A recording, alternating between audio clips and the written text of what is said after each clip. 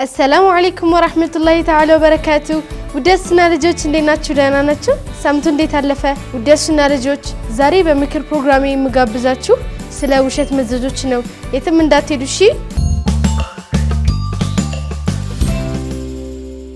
رجوج زاري عندي متوقعتن ترت لاستوساتشو كلاتات عندك عند الرنيا نبرة كله بوجودشون ولا قطوش مريت يشتراتشو نبر እናም አንድ ቀን ሲደብረው ወይኔ ቀበሮ መጣ እያለ መጮህ ጀመር። የዛኔ በአቅራቢያ ያለው ሰው ቀበሮን ለመግደል ዱላና መጥረቢያ ይዞ ይመጣል። ከዛም በኋላ እሱ ደግሞ ተጫወትኩባችሁ እያለ ይስቀባቸው ጀመር። ከዛም በኋላ ሰዎቹ ተናደው ምን አይነት ውሸታም ልጅ ነው ሲያስጠላ እያሉ ሄዱ።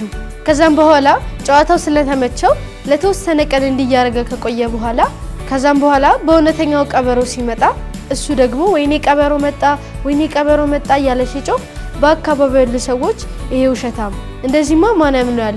ብዙ ጊዜ ያምነው ነው እኮ ተጫውቶብናል፣ ድጋሚ ሊጫወትብን አሉ። ከዛም በኋላ የዛኔ ቀበሮ ሄዶ በጎቹ እንዳለ በልቶበት ሄደ።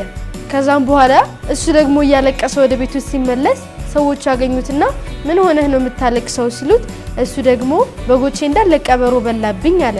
በዛን ሰዓት ያከባቢው ሰዎች አየህ ሁሌ ስለምትዋሸን አሁን ደግሞ እውነት ስትነግረን ማንንም አላመነህም፣ ስለዚህ ካሁን በኋላ እንዳይለመድ እሺ ብለውት ሄዱ። ተረት የመለሱ አፌ መዳግቦ አብሱ። ወዲያስና ልጆች አያችሁ ሁሌ የምትዋሹ ከሆነ ማንንም ሰው እውነት በምትናገሩበት ጊዜ አያምናችሁም። ስለዚህ ውሸት መዘዙ ብዙ ነው። እሺ አትዋሹ፣ አላህ ዘንድም የሚወደድ ነገር አይደለም። ስለዚህ ውሸት አትዋሹ። እሺ ወዲያስና ልጆች የዛሬ ምክሬን መስል ነበር። አሁን ደግሞ በቀጥታ ወደ ድንቃ ድንቅ እናልፋለን። አብራችን ቆዩ።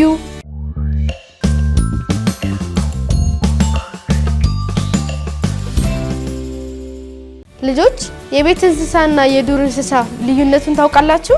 የቤት እንስሳ የምንለው ቤት የምናሳድገው ሰውን የማይጎዳ እንስሳ ነው። የዱር እንስሳ የሚባሉት ደግሞ ከስሙ እንደምንረዳው ጫካ የሚኖሩ ሰው ያለመዱ ናቸው። አንዳንድ ሰዎች ግን ይህንን ልማድ ጥሰው አንዳንድ የዱር እንስሳዎችን ለቤት ውስጥ የሚያሳድጉ አሉ። የዱባይ ሀብታሞች ሀብታቸውን ለማሳየት ሲሉ የዱር እንስሳ የሆኑትን አንበሳና ነብሮችን እንደ ቤት እንስሳ አድርገው ያሳድጓቸዋል። እነዚህ የዱር እንስሶች ከባለቤቶቻቸው ጋር አብረው ምግብ ይበላሉ፣ ይጫወታሉ። ከዚያም አልፎ ለባለቤቶቻቸው የሚተኙበትንም እንዲሁም የሚደገፉበትን ዕቃ ያቀብላቸዋል። አይገርምም ልጆች? እናንተስ ከዱር እንስሳ የቤት እንስሳ አድርጉ ብትባሉ የትኛውን ትመርጣላችሁ? ውደስና ልጆች ለዛሬ ዘጋጀሁላችሁ ፕሮግራም ምን ለመስል ነበር። በቀጣይ ሳምንት እስከነገናኝ ድረስ ወሰላሙ አለይኩም ወራህመቱላሂ ወበረካቱ። ቻው ቻው ልጆች።